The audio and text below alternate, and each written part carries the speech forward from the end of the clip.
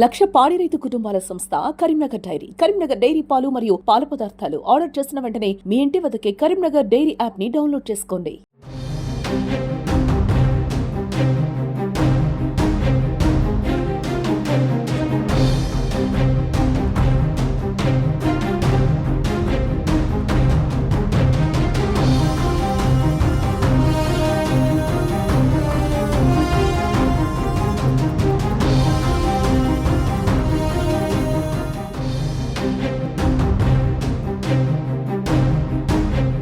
ముప్పై 40 ఏళ్ల నుంచి జమ అయినది ఒకటే రోజులో రెండో రోజులో తీస్తామంటే కూడా అవివేకం.